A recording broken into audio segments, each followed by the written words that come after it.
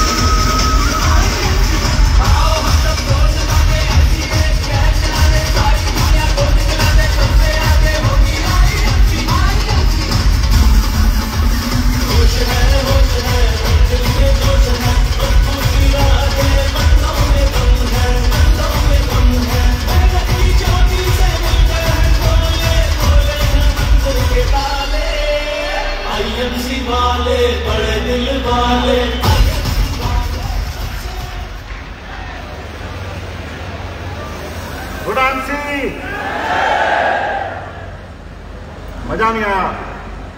Good MC. देवभूमि हरिद्वार श्री गंगा जी के सानिध्य में देश के कोने से आए हुए मेरे भाई बहन, मेरे मित्र बंधु, इन सबको आईएमसी की तरफ से मैं डॉक्टर हिमांशु मिश्रा स्वागत करता हूं। जोरदार से। हरिद्वार में कुछ समय पहले कुंभ हुआ था, पता होगा आपको। देश से विदेश से हजारों लोग आए यहां पे गंगा स्नान करने, ये मानकर कि उनका लोक परलोक कुंभ में स्नान करने से बदल जाएगा। ये उनकी आस्था कितनी ठीक है ये तो मैं नहीं जानता, लेकिन आज आईएमसी के इस महाकुंभ में आयुर्वेद रूपी गंगा में अगर किसने डुबकी लगा दी, उसका ये लोग सुधर जाएगा, ये मैं विश्वास दिलाता हूं।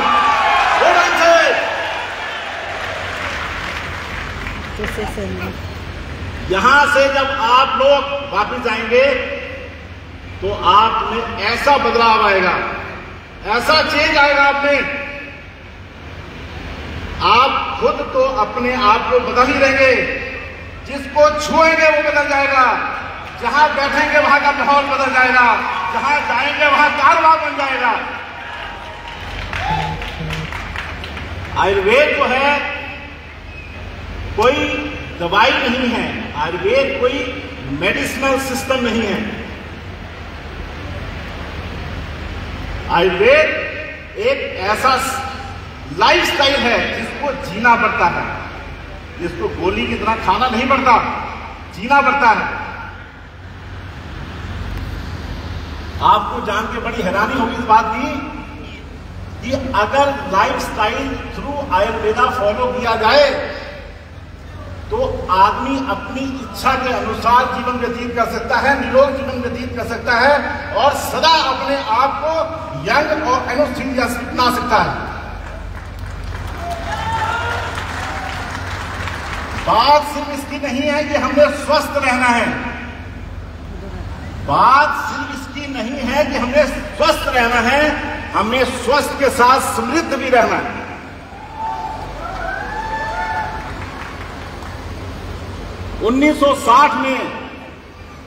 1960 और 70 के दशक में जो लोग टेक्सटाइल से जुड़ गए, जो लोग स्टील इंडस्ट्री से जुड़ गए, वो राजा बन गए। 1990 से लेकर 2000 के दशक में जो लोग कंप्यूटर से जुड़ गए, वो राजा बन गए। और मैं आपको इस मंच से विश्वास दिलाता हूं, 2020 से लेकर 2030 के बीच में जो आयुर्वेद से जुड़ गया वो महाराजा बनेगा। ये मेरा प्रॉमिस आपसे।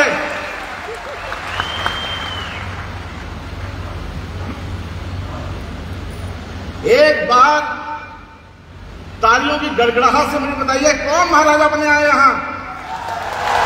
Very good, very good, I am proud of you. ग्राम से मेरे बहुत स्टूडेंट्स हैं यहाँ पे, जिनको मैंने अपने हाथ से सर्टिफिकेट बांटे। मेरे बहुत भाई हैं, बहुत मित्र हैं। इनकी एनर्जी को देख के मेरी खुद की एनर्जी 10 गुना हो गई है। Thank you for that.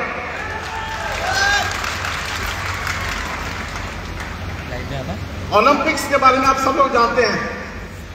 चले मैं भी कर दूं। आज से कुछ साल पहले हमारे जब खिलाड़ी ओलंपिक्स खेलने जाते थे तो एक पदक मिलना मुश्किल हो जाता था। हमारी युवा पीढ़ी अपने ही युवा पीढ़ी पे शक करने लग गई थी कि क्या हमारी रगों में खून दौड़ रहा है या पानी। लेकिन समय बता, समय कैसे बता? हमारी सरकार ने कदम उठाए, लोगों को, जो एथलीट्स थे हमारे, जो हमारे धावक थे, हमारी जो कुश्ती लड़ने वाले थे, उनको नई चीजें दी गई, नई सहूलतें दी गई, उनका स्टैंडर्ड अपग्रेड किया गया, उनको नए कोच दिए गए, नई जगहों पर उनको खिलाया गया। और आज वही एथलीट्स जो मुंह लटका के आते थे, आज वो गोल्ड मेडल पहन के आते हैं। बिल्कुल उसी प्रकार, याद रखिए आप लोग, बिल्कुल उसी प्रकार जैसे हमारे एथलीट्स पे शक किया जाता था, वैसे ही आज से 20-25 साल पहले आयुर्वेद में भी शक किया जाता था। कुछ लोगों ने बोलूंगा, कुछ महा सिद्ध पुरुषों ने इसमें कमी देखी और हमारे महागुरु, हमारे युग पुरुष डॉक्टर अशोक भाटिया ने इस कमी को दूर करके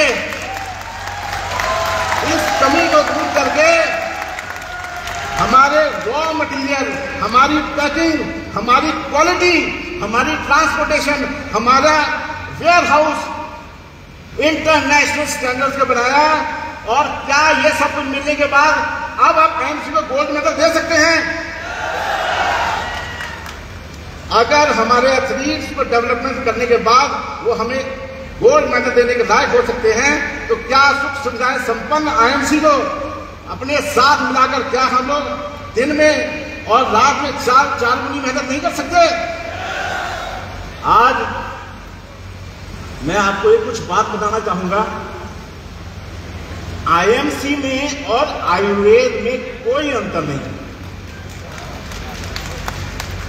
जैसे राधा कृष्ण को अलग नहीं किया जा सकता, जैसे सीता राम को अलग किया नहीं जा सकता, जैसे शिव पार्वती को अलग नहीं किया जा सकता, खीर में से दूध को अलग नहीं किया जा सकता, गुलाब जामुन और मिठास को अलग नहीं किया जा सकता, वैसे ही आयुर्वेद और आयुष को अलग नहीं किया जा सकता।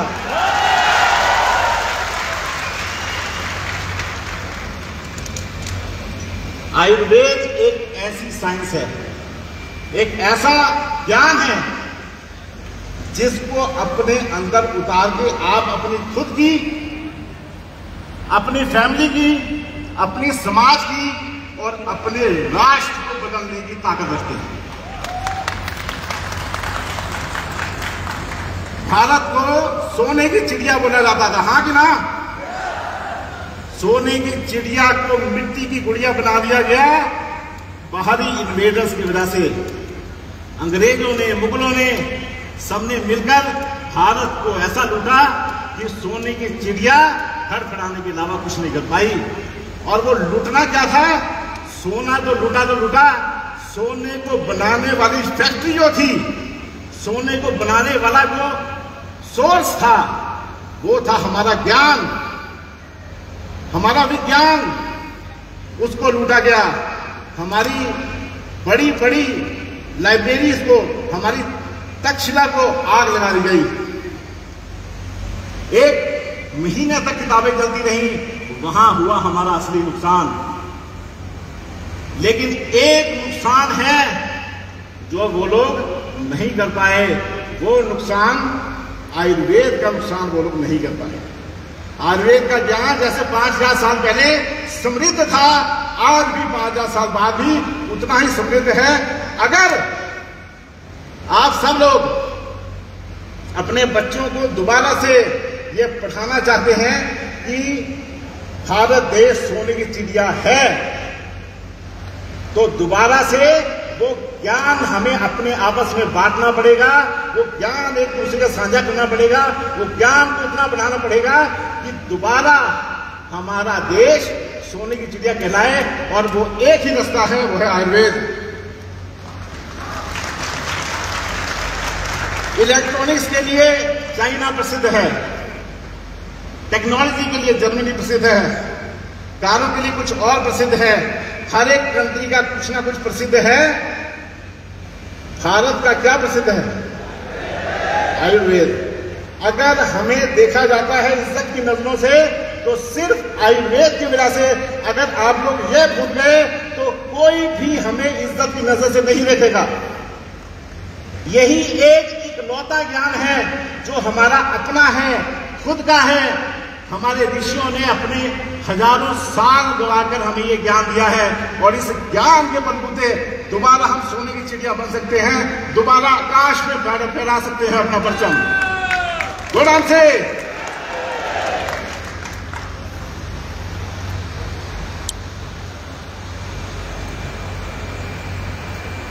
जहां आप लोग जहां से आए हैं, वहां आपको अस्पतालों की लाइनें मिल जाएंगी। जहां जाइए आपको अस्पताल मिल जाएगा, हाँ कि ना? इतने अस्पताल 20 साल में, 25 साल में बने हैं कि वो सोचने से परे हैं। क्या इन अस्पतालों के बनने से हमारा स्वास्थ्य ठीक हुआ? क्या ये हमारी कोई मदद कर पाए? बच्चे बचपन में ही बीमार पड़ रहे हैं, जवानी वाले लोग जवानी जी नहीं पा रहे हैं, बुढ़ापा आ ही नहीं रहा। ये है हमारा आज का समाज। हम भोग तो तब भोगेंगे जब हमारा शरीर होगा, और शरीर को स्वस्थ रखने के लिए आज एक ही चीज है, एक ही चीज मान लीजिए, मेरी बात मान लीजिए, नहीं तो मानना पड़ेगा, क्योंकि इसके अलावा और कंप्लीट कोई साइंस नहीं है। There is no science in the world which is 100% complete except Ayurveda, क्योंकि 5000 साल से रिसर्च होती जा रही है, जानवरों पे नहीं, इंसानों पे।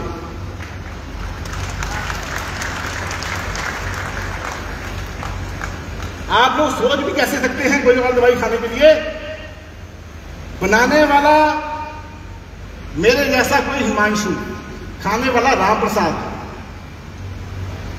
उसको पहुंचाने वाला राजू, और दवाई दे रहे हम फलाना फलाना बोल। अगर हमारे नाम भारतीय हैं, हमारा काम भारतीय है, हमारे रगों में खून भारतीय का दौड़ रहा है, तो विदेशी केमिकल कैसे आप खा सकते हैं?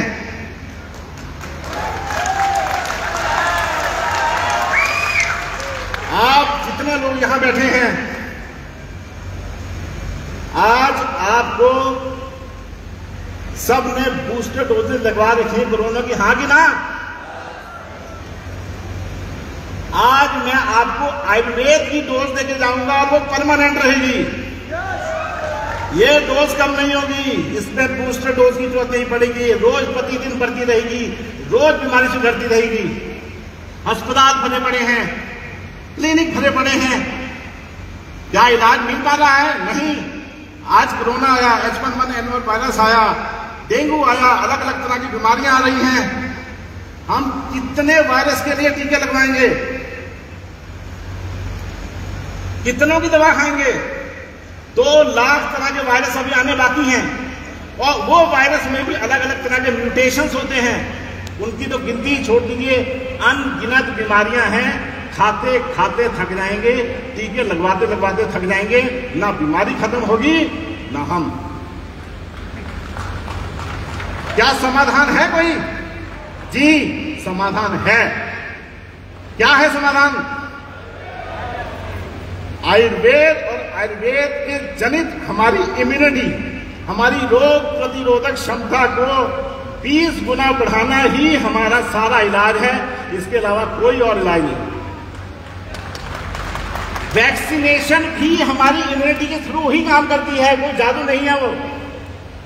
वैक्सीनेशन भी हमारी इम्यूनिटी के थ्रू ही काम करती है।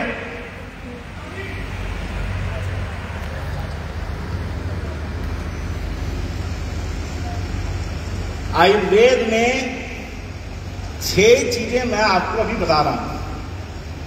6 चीजें मैं आपको अगर बता रहा हूं अभी, 6 चीजें ये प्रतिदिन अगर कोई ले तो उसके शरीर में कोई न्यूट्रिशनल डिसऑर्डर नहीं होता है, कोई उसमें कमजोरी नहीं आती है, कोई उसको मल्टीविटामिन लेने की जरूरत नहीं।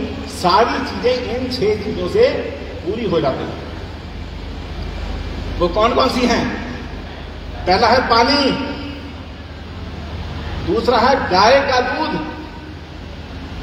तीसरा है सीजनल फ्रूट्स एंड वेजिटेबल्स, यानी कि जो मौसम में जो फल आते हैं वो, और जो सब्जियां आती हैं वो। चौथा है हरी मूंग की दाल, पांचवा है जौ बार्ले, और 6वां है आंवला। ये 6 चीजें प्रतिदिन एवरी डे अगर आप लोग कंज्यूम करते हैं, अगर आप लोग लेते हैं, तो बीमार पड़ने के चांस और बीमारी होने के चांस दोनों खत्म हो जाते हैं।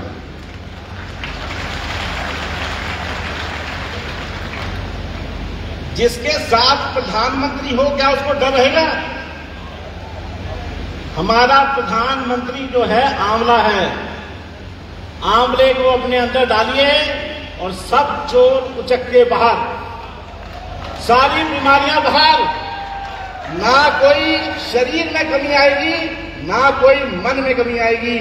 एक ही ऐसी साइंस है इस पूरी दुनिया में जो शरीर और मन दोनों पे ही काम करती है। इसके अलावा और कोई साइंस नहीं पूरी दुनिया में।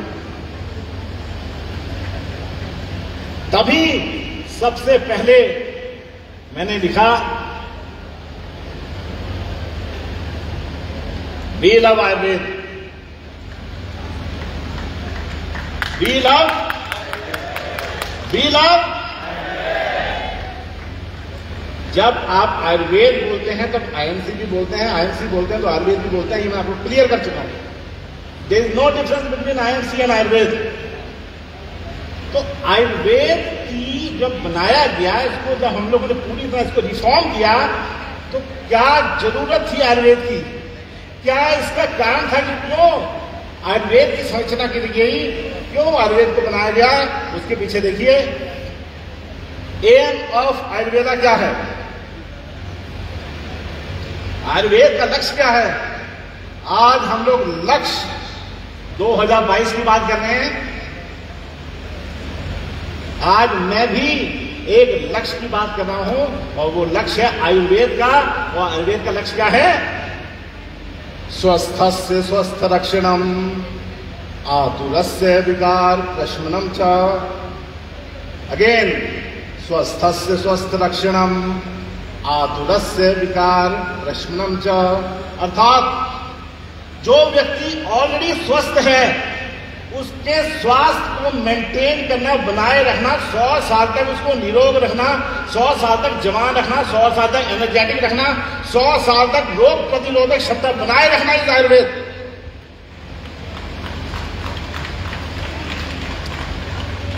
और दूसरा है आत्मरस विकार प्रशंसा, यानी कि जो किसी कारण से बीमार पड़ गया है, कोई इंफेक्शन हो गई है, कोई एलर्जी हो गई है, कोई चोट लग गई है, कोई फोड़ा फुंसी हो गया है, उसको तुरंत दोबारा ठीक करके नॉर्मल अवस्था में लेके आना और वो नॉर्मल अवस्था को बनाए रखना, ये है काम आयुर्वेद का। एम ऑफ आईएमसी क्या है?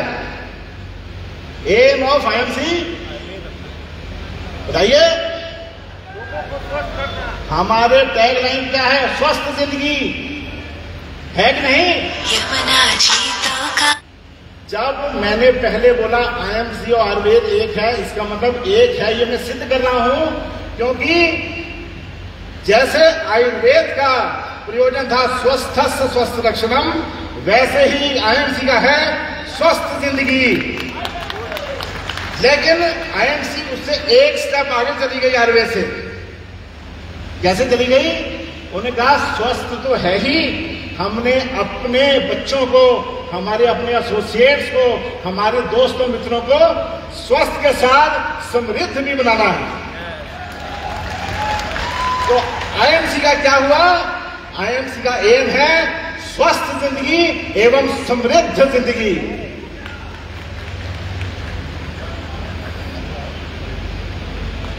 यहां जितने हॉल में लोग बैठे हैं, कोई बता सकता है स्वस्थ व्यक्ति कौन है? कोई बता सकता है कि मैं स्वस्थ हूं? हाथ खड़े करके बोलिए लोग जो कहते हैं कि मैं स्वस्थ हूं। इतने बड़े हॉल में 10 हाथ, कौन बोलेगा स्वस्थ हैं हम? कैसे स्वस्थ हैं बताइए? कैसे स्वस्थ हैं आप? कैसे पता चलेगा कि आप स्वस्थ हैं? आयुर्वेद इसकी परिभाषा देता है और क्लियर कर देता है कौन स्वस्थ है कौन नहीं। आयुर्वेद में स्वस्थ की परिभाषा है और इतने हजार सालों तक कोई भी स्वस्थ की परिभाषा नहीं दे पाया, सिवाय आयुर्वेद के कुछ साल पहले WHO ने यही सेम परिभाषा स्वस्थ की द्वारा बताई। उनको कुछ नहीं मिला तो आयुर्वेद को उठाना ही पड़ा। क्यों? पूर्ण ज्ञान है, पूर्ण ज्ञान है, था और रहेगा। क्या है इसकी परिभाषा? समदोषः, समग्निश्चः, समधातु मलक्रिया, प्रसन्नात्मेन्द्रिय मनः स्वस्थस्य दिव्यते। अर्थात 3 दोष है हमारे शरीर में, वात, पित्त एवं कफ। सब जानते हैं इन वात, पित्त, कफ को नॉर्मलाइज रखना हेल्थ है।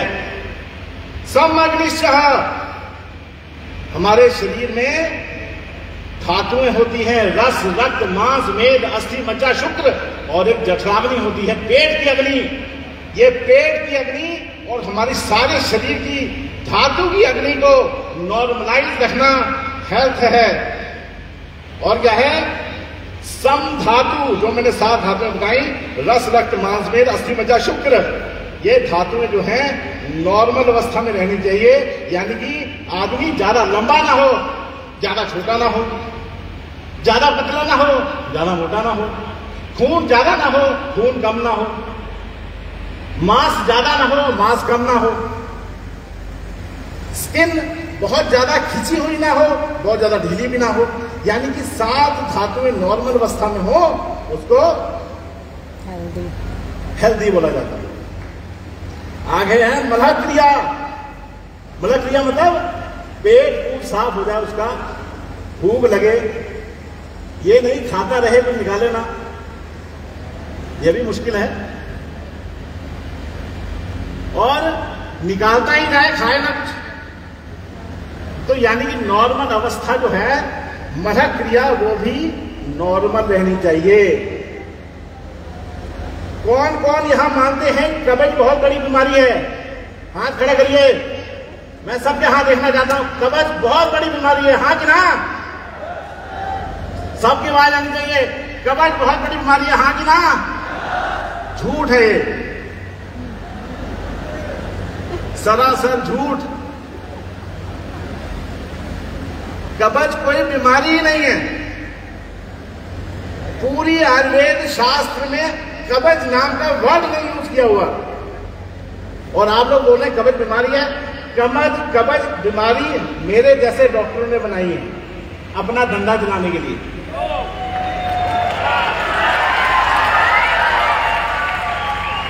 कब्ज डॉक्टरों के द्वारा बनाई हुई बीमारी है, ना कि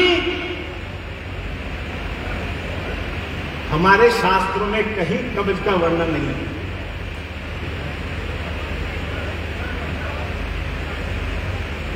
आप यहां माताएं बहनें भी बैठी होंगी बहुत ज्यादा, आपने बच्चे पाले होंगे सबने, हाँ कि ना?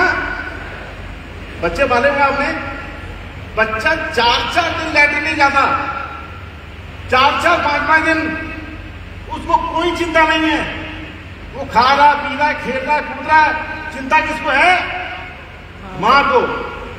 माँ थोड़ी थोड़ी देर में पकड़ के बच्चों कहती बेटा आई है, बच्चा कहता मम्मी मुझे खेलने दो, मुझे कुछ नहीं आया, मैं गांव से मस्त कुछ नहीं है। वो खेलती रहती है, बच्चा खेलता रहता है और माँ टेंशन में घूमती रहती है। माँ अपने हस्बैंड को फोन लगाती है, हेलो सुनो जी 4 दिन हो गए गया नहीं। पूरा परिवार परेशानी में आ गया, लेकिन बच्चे को कोई परेशानी नहीं है, क्योंकि कब्ज कोई बीमारी ही नहीं। इंग्लिश में क्या बोला जाता है? Call of nature. जब नेचर ने इसको एक्सपेल आउट करना होगा तो अपने आप एक्सपेल आउट कर देगी। पेट में मल को बॉडी में रख के क्या लाभ? उसने अंडे लेने, कुछ नहीं करना उसने। तो उसने क्या करना है? जब हमारी प्रकृति को जरूरत पड़ी होगी तो शरीर से बाहर निकाल देगी। कभी आपने इतने लोग बैठे यहां पे, कभी किसने सुना है कि फलाना आदमी 5 दिन से कब्ज से पीड़ित था, मर गया? सुना है? जिस चीज से आदमी मर ही नहीं सकता वो बीमारी कैसे हुई मुझे बताइए। अब इसके उल्टा आ रही है, लूज मोशन, दस्त, डायसेंट्री, ये बीमारी है। 5 बार लैट्रिन आ जाए तो माँ बच्चे को उठा के सीधा अस्पताल पहुंची होती है। डॉक्टर साहब देखो कुछ ना कुछ इसको हो गया, जल्दी ठीक करो नहीं तो कुछ हो जाएगा।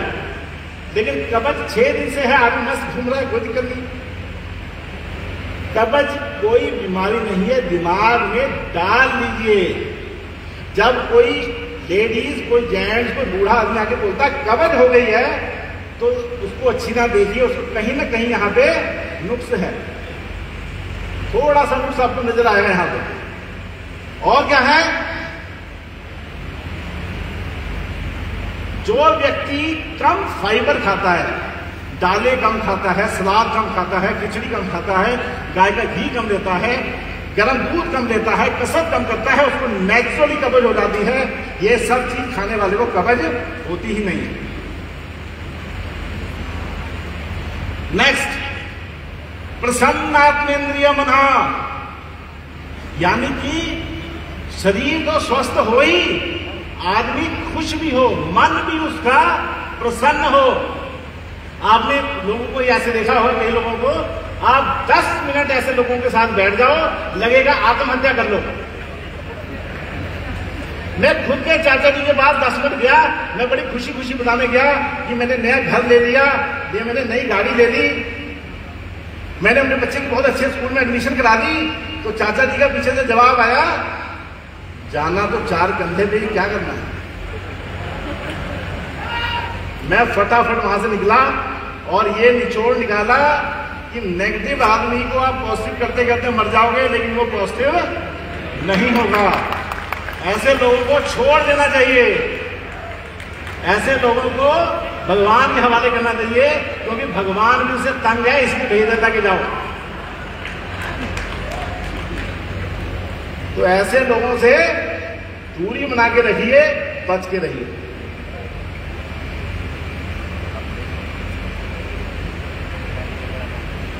यहां जितने लोग बैठे हैं, मैं पूछना चाहता हूं, यहां सब लोग दही के बड़े शौकीन होंगे, दही के, दही सब खाते होंगे। किसको दही अच्छा लगता है? किसको? अच्छा चलिए, दही को खाते हैं, मुझे बताइए दही गरम है कि ठंडी है? गरम है। ठंडी है? क्या है, ठंडी है कि गरम है? जहां तक मुझे सुनने में आया है जो दही है वो ठंडी है, यही है? असलियत में दही गरम है। मुझे लगता है धीरे धीरे हाथ उठने बंद हो जाएंगे। वो कहेंगे जो डॉक्टर साहब ऊपर बोल रहे हैं उनका थोड़ा सा,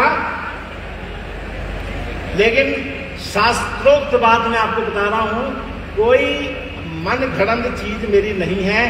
जो शास्त्रों में लिखा है मैं वही आपको बता रहा हूं।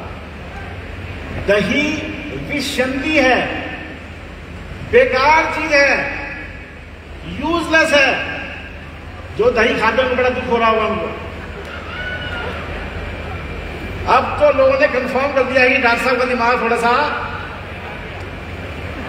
लेकिन सच्चाई ये है, दही गर्म होती है, दही हार्ट अटैक पैदा करती है, दही गोटे का दर्द पैदा करती है, दही सुस्ती पैदा करती है, दही जोड़ों में दर्द पैदा करती है, दही यूरिक एसिड बढ़ाती है, दही दिमाग को कम कर देती है, दिमाग शरीर में भारीपन पैदा करती है, एनर्जी लेवल कम कर देती है, सारा न्यूट्रिशनल जो फ्लो होता है उसको रोक देती है। फिर भी हम खाएंगे।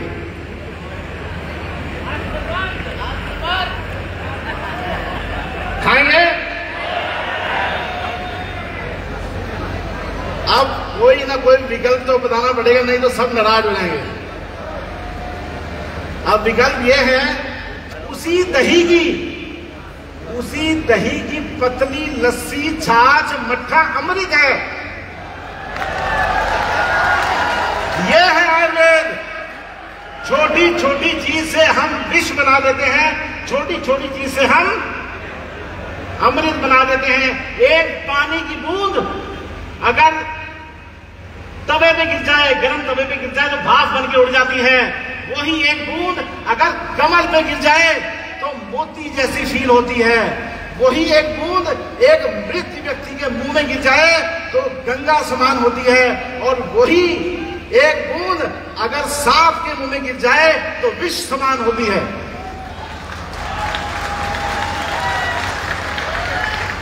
जब पानी अपनी संगति से विष बन सकता है तो हम लोग विष नहीं बन सकते।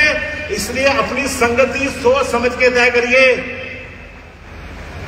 एक बात मैं आपको दिल से बताना चाहूंगा, आईएमसी जैसी संगति नहीं मिलेगी, कभी नहीं मिलेगी। जो आईएमसी में सक्सेसफुल नहीं हो सकता, जो आयुर्वेद को लेकर सक्सेसफुल नहीं हो सकता, वो घर में सब काम छोड़ के बैठ जाए, वो सक्सेसफुल नहीं हो सकता। ओनली वे जिससे आप सक्सेसफुल हो सकते हैं वो है उन लोगों के साथ जुड़ना, उस कमल के साथ जुड़ना जो कीचड़ में रहकर भी गंदा नहीं होता, जिसका कहां से पैदा हुआ है, कौन सी पढ़ाई की है, क्या किया है, क्या नहीं किया, इससे कोई मतलब नहीं है।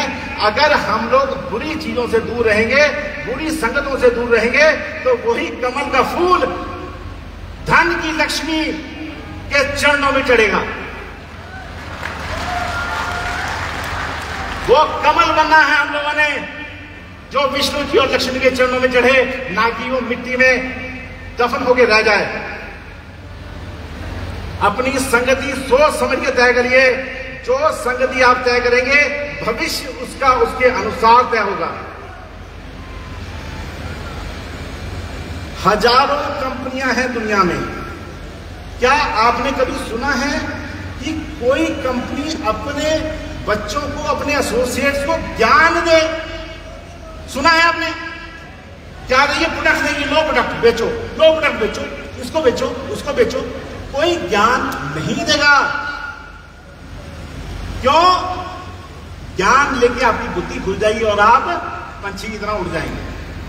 लेकिन जैसे एक पिता ये जानता है कि हो सकता है मेरा बच्चा मुझसे दूर जाके रहे, लेकिन फिर भी वो अच्छे संस्कार देता है, अपने बच्चे को बिल्कुल वैसे ही आईएमसी को पता हो चाहे ना पता हो ये व्यक्ति मेरे साथ रहे या ना रहे, ज्ञान उसको प्रॉपर मिलेगा। एक ही ऐसी कंपनी है जो ज्ञान बांटती है, ज्ञान जो आपको कहीं नहीं मिलेगा।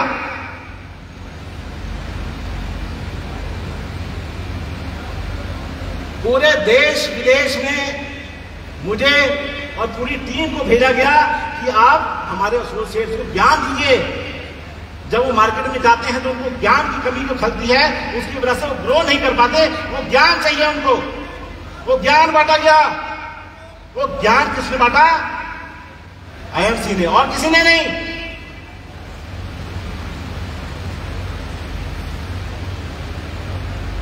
चलिए, आम ठंडा होता है कि गर्म? हाथ उठने बंद हो गए हैं, हाथ उठने बंद हो चुके हैं। ऐसे बात नहीं बनेगी। आम ठंडा है कि गरम? गरम। क्यों गरम है? खाओ तो मुंह पक जाता है, खाओ तो लूज मोशन लग जाती है। हाँ कि ना? सब झूठ है।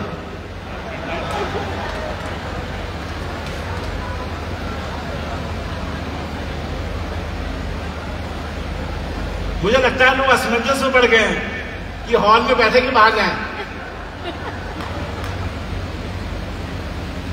बात यह है, आम ठंडा होता है, इसीलिए ही गर्मी में आता है। इसीलिए ही लोग इसको मैंगो में दूध और आम मिला के खाते हैं। पका हुआ आम ठंडा होता है, डेड श्योर। शास्त्रोक्त बात बता रहा हूं, कोई इधर उधर की बात नहीं कर रहा। इसके पीछे प्रमाण आप लोग खुद ही देंगे। क्या है? जब आम को दूध में मिलाया जाता है, अगर आम गर्म होगा, दूध ठंडा है, दोनों को मिलाने से जहर बन जाएगा। लेकिन हम लोग शौक से अपने बच्चों को खिलाते, लो बेटा मैंगो शेक पियो। जब आम को दूध में मिलाया जाता है तो दोनों ही शीतलीन होने से वो पावरफुल एजेंट बन जाता है, रोग प्रतिरोधक क्षमता को उच्च करने वाला बना लेता है। और इसीलिए ही आम को फलों का राजा बोला जाता है।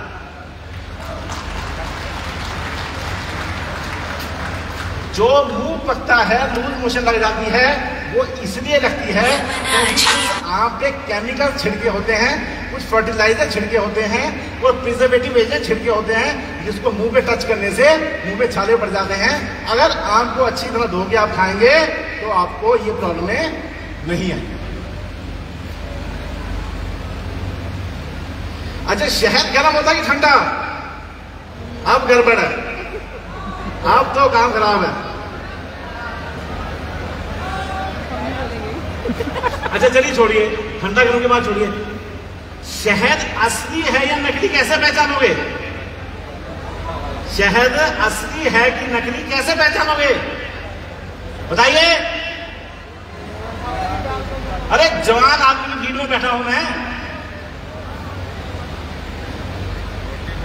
देखिए, आयुर्वेद में शहद को अमृत बोला गया है। अमृत, अमृत इसका मतलब जो इंसानों के लिए बना है और खराब होता ही नहीं है। शहद खराब होता ही नहीं, जितना पुराना उतना अच्छा। और इसकी पहचान ये है बिकॉज इसको आयुर्वेद में अमृत की संज्ञा दी गई है। अगर आप इसको रोटी पे लगाकर कुत्ते के आगे डाल देंगे, कुत्ता खा गया तो नकली शहद, नहीं खाया तो असली शहद। ये है असली पहचान, क्योंकि अमृत कुत्ता नहीं खा सकता है। अमृत सिर्फ इंसानों के लिए बना है, उसको अमल बनाने के लिए।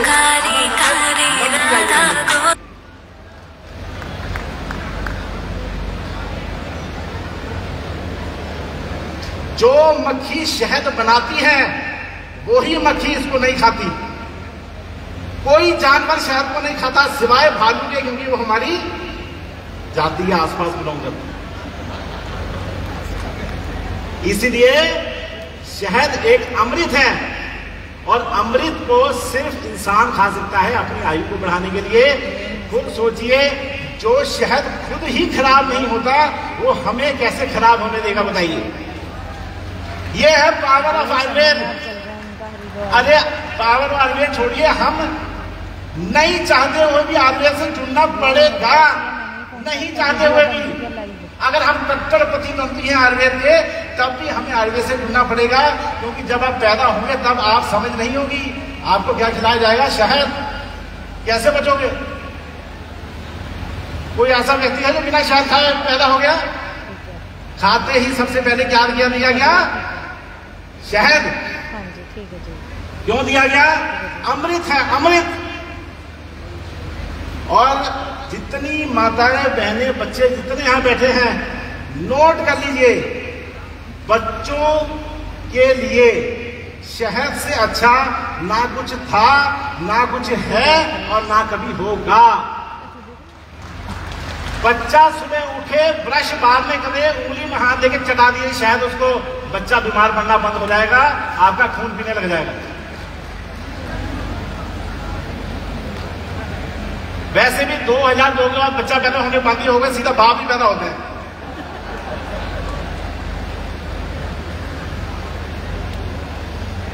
तो आज हम लोगों ने बात करी स्वस्थ व्यक्ति के बारे में। देखिए, स्वस्थ व्यक्ति के बारे में भी जानना बहुत जरूरी है।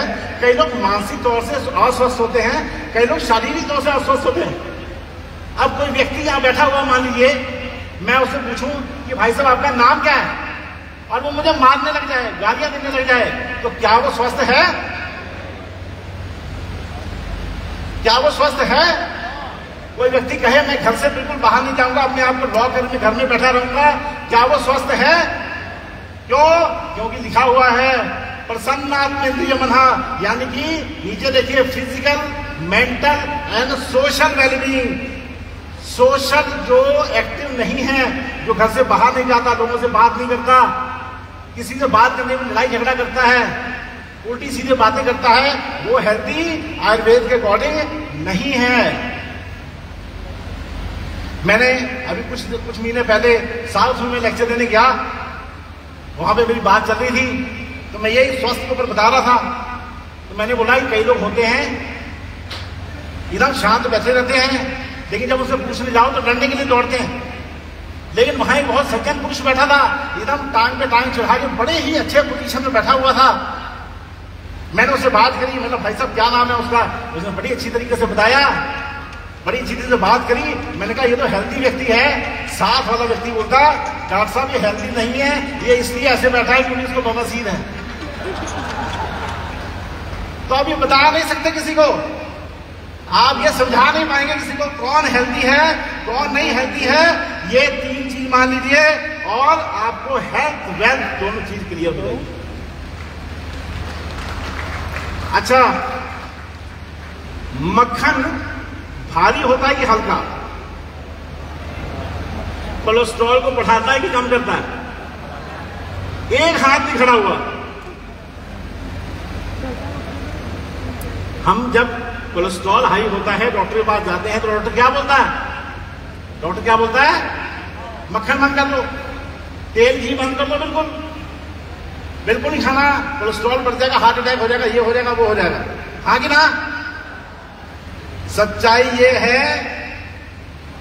व्हाइट मक्खन जो घर में बनाया जाता है वो कोलेस्ट्रॉल कम करता है, वेट कम करता है, बुद्धि तेज करता है, शरीर में ताकत देता है, हड्डी के लिए बहुत अच्छा है, एनर्जी के लिए अच्छा है और पावर का नंबर 1 एजेंट है। अगर ऐसा ना होता तो कृष्ण जी का दिमाग खराब होता, मक्खन के पीछे पड़ जाते। अरे हमारे भगवान है, कुछ तो इज्जत करो। जो भगवान काम करते हैं उसमें क्वेश्चन मार्क नहीं आना चाहिए। उन्होंने ठीक ही किया होगा। मक्खन बचपन में खाना बंदे को बहुत इंटेलिजेंट बनाता है, और कृष्ण जी से ज्यादा इंटेलिजेंट मैंने तो देखा नहीं किसी। तो मक्खन खाना कहीं ना कहीं हमारी इंटेलिजेंसी में प्रभाव डालता है, श्योर है। और मेरे कहने से मत मानिए कि मक्खन हल्का है, ना, छोड़ दीजिए। आपको प्रूफ कर देता हूं, यही प्रूफ करके जाऊंगा कि मक्खन हल्का होता है और अच्छा होता है। क्यों? जब हम किसी चीज को रड़कते हैं, जैसे हमने उसको जब अच्छी तरह मिक्सी में या किसी तरह रोटी में अच्छी तरह लड़कते हैं हम उसको, तो मक्खन तैर के ऊपर आ जाता है। जो चीज ऊपर आती है वो हल्की होगी कि भारी? आप लोग खुद ही बोल रहे हैं, मुझसे पूछ रहे हैं। तो असलियत क्या है? मक्खन हल्का होता है, कोलेस्ट्रॉल को कम करता है, गुड कोलेस्ट्रॉल को बढ़ाता है, बैड कोलेस्ट्रॉल को कम करता है, एचडीएल को बढ़ाता है, वीएलडीएल और एलडीएल को कम करता है। देसी गाय का देसी घी भी यही काम करता है। देसी गाय का देसी घी भी यही काम करता है, गुड कोलेस्ट्रॉल को बढ़ाता है, बैड कोलेस्ट्रॉल को कम करता है। और एक और बात समझ लीजिए सब लोग, कोलेस्ट्रॉल का हार्ट अटैक से कोई लेना देना नहीं। हेलो, हाँ जी भैया। ये कहानियां है, कोलेस्ट्रॉल बढ़ा हुआ आपको हार्ट अटैक हो जाएगा, ये हो जाएगा, वो हो जाएगा, सब बेकार की चीजें। मैंने उनको भी कोलेस्ट्रॉल होते देखा है जिनका 150 कोलेस्ट्रॉल होता है, उनको भी हार्ट अटैक होते देखा है, और उनको भी हार्ट अटैक से बचते देखा है जिनका 1500 कोलेस्ट्रॉल होता है। तो there is no link between high cholesterol and heart diseases. ये एक प्रिजम्पशन है और प्रिजम्पशन ही चली आ रही है। आपको कोलेस्ट्रॉल कम करने के लिए जो स्टैटिन्स दिए जाते हैं वो आपके लीवर को खा जाएंगे, डैमेज कर देंगे। कोलेस्ट्रॉल से कोई नुकसान हो चाहे ना हो, आपके कोलेस्ट्रॉल की दवाई से आपका लीवर का बैंड बच जाएगा, ये पक्का। इसलिए सोच समझ के निर्णय लीजिए, जो निर्णय लेंगे वो सोच समझ के लीजिए। The role of IMC in today's world, कोई बता सकता है? कोई बता सकता है इसके बारे में? सुनिए आप ध्यान से। मैंने आपको पहले बताया आयुर्वेद और आईएमसी में कोई अंतर नहीं, हाँ कि ना? आईएमसी का रोल सबसे इंपॉर्टेंट इस टाइम इसलिए है क्योंकि आयुर्वेद जिस पे हम भरोसा कर रहे हैं किसी रोगी को ठीक करने के लिए, उसको जो दवाएं दी जा रही हैं, क्या वो इंटरनेशनल मापदंड की हैं या नहीं है, इसका भरोसा हमें सिर्फ आईएमसी देता है। हमें वो कॉन्फिडेंस देता है कि आंख बंद करके हम पेशेंट को दवाई दें कि ये ले तेरी संजीवनी बटी, ये खाएगा तो ठीक जरूर होगा, क्योंकि जो इसमें लिखा है वो डाला है, जो डाला है वो काम करेगा, जब काम करेगा तो आराम आएगा।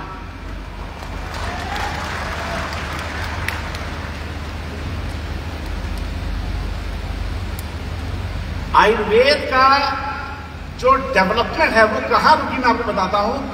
Low quality raw material, low quality transportation, low quality उसको रखना, संभाल के रखना, हर चीज में कॉम्प्रोमाइज किया गया, इसलिए आयुर्वेद के रिजल्ट भी कॉम्प्रोमाइज हो गए। दूसरी तरफ जब उसी क्वालिटी को, उस ट्रांसपोर्टेशन को, उस पैकेजिंग को, research and development of Ayurveda को जब कई गुना बढ़ाया गया, तब जिस प्रोडक्ट में हमें विश्वास हुआ वो प्रोडक्ट थे किसके? आईएमसी के।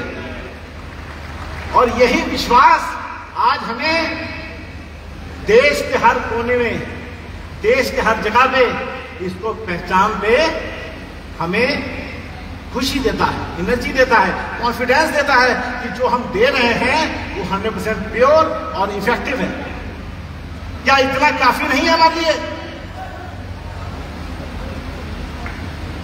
अभी मैं आयुर्वेद की बहुत चर्चा कर रहा हूं, एक आपको नेगेटिव चीज भी बता के जाता हूं। ये नहीं कि सब पॉजिटिव ही है, एक नेगेटिव चीज भी है आयुर्वेद की। देखिए, आयुर्वेद को एक रत्न माना गया है। रत्न मतलब एक डायमंड। आयुर्वेद को एक डायमंड माना गया।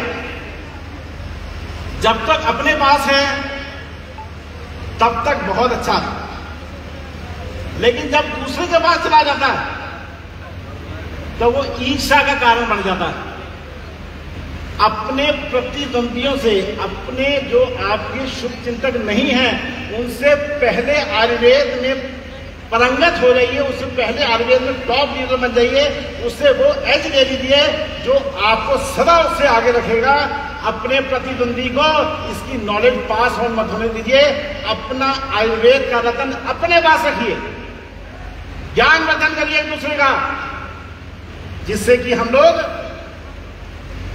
अपने फील्ड के सबसे बेस्ट मास्टर बने, जो नॉलेज हमारे पास होगी वो नॉलेज किसी और के पास नहीं होगी। आज समय वो आ गया है कि आयुर्वेद की नॉलेज जिसके पास होगी, आयुर्वेद का गुण जिसके पास होगा, आयुर्वेद की महारत जिसके पास होगी, वो परचम लहराएगा और दूसरा मुंह देखता रह जाएगा।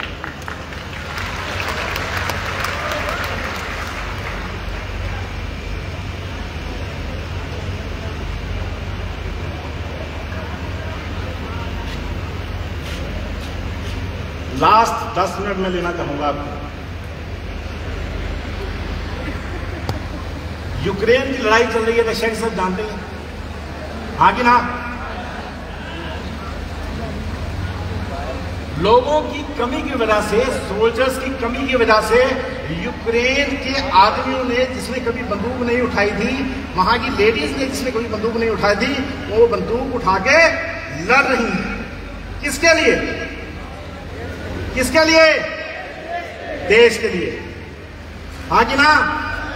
आज इस मंच से मैं आपको एक क्लियर बात बताना चाहूंगा। इस दुनिया का सबसे बड़ा धर्म जो है वो राष्ट्र धर्म है। सबसे बड़ा धर्म राष्ट्र धर्म है। और ये जो राष्ट्र धर्म की जिसकी मैं बात कर रहा हूं आपसे, और हमारे राष्ट्र की जो धरोहर है वो आयुर्वेद है।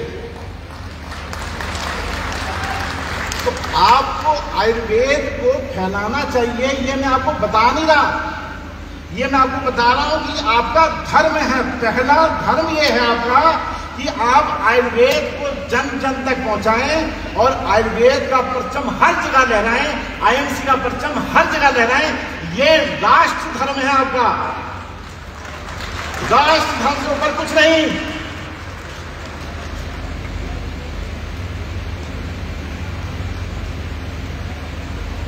हाथ जोड़ के मैं आप सबसे विनती करना चाहूंगा, इसलिए मैं यहां पे आया हूं। मैं आयुर्वेद का नौकर हूं। आयुर्वेद मेरे लिए भगवान है और मैं आयुर्वेद का नौकर हूं। नौकर भी छोड़िए, मैं नौकर बनने की कोशिश कर रहा हूं। आयुर्वेद का नौकर बनने की कोशिश कर रहा हूं। जितने लोग यहां बैठे हैं, जितने भी लोग यहां बैठे हैं, वो आईएमसी से धन कमाते हैं कि नहीं कमाते? आईएमसी से अपने परिवार का पालन पोषण कर रहे हैं कि नहीं कर रहे? अपने बच्चों को, अपने खुद को, अपने माँ बाप को आईएमसी से पाल रहे हैं कि नहीं पाल रहे? जितना ज्यादा आप लोग आईएमसी से पैसा कमा रहे हैं, उतना ही आप पे ऋण चढ़ता जा रहा है, उतना ही कर्जा चढ़ता जा रहा है आयुर्वेद का। और पैसे देने से यह ऋण खत्म नहीं होगा। ये ऋण खत्म होगा हर घर में, हर इंसान में। हर व्यक्ति अगर रोज का 10 घर में आयुर्वेद नहीं पहुंचाएगा तो भोजन नहीं करेगा। ये आपसे वचन लेके जा रहा हूं मैं। ये ऋण है और ऋणी व्यक्ति कभी खुश नहीं रह सकता। अगर आपने रियलिटी में खुश रहना है, स्वस्थ रहना है, समृद्ध रहना है, ऋण मुक्त रहना है, तो आपको अपना ऋण, आयुर्वेद का ऋण चुकाना पड़ेगा। आयुर्वेद को आपको फैलाना पड़ेगा। अगर नहीं फैलाएंगे तो मैं छोड़ूंगा नहीं आपको। मैं आज सिर्फ आप लोगों को आयुर्वेद का ऋण उतारने के लिए बुलाया है यहाँ पे।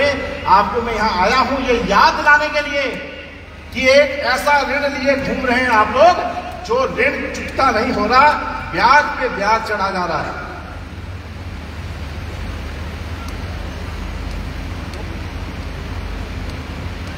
एक अंतिम पंक्ति कह के मैं बात पूर्ण करना चाहूंगा आपको। मेरे पीछे पीछे बोलिए सब कोई। राष्ट्र धर्म अपनाना है। आईएमसी को दिल में बसाना है। जन जन तक आयुर्वेद फैलाना है। गुड आंसी, गुड आंसी, सब खड़े होके बोलिए एक बार, गुड आंसी, जय Ayurveda, good ANSI, good ANSI, good ANSI. धन्यवाद। एक बार बहुत बहुत अभिवादन डॉक्टर हिमांशु जी के लिए, एक बार जोरदार तालियां। डॉक्टर हिमांशु जी ने आज हमें आयुर्वेद से जुड़ी बहुत सी चीजों के साथ रूबरू कराया और उसके लिए हम उनका तहे दिल से शुक्रिया अदा करते हैं। तो दोस्तों, बात जब आती है आयुर्वेद की, तो हम आईएमसी के प्रोडक्ट्स को कैसे भूल सकते हैं। हम सब ये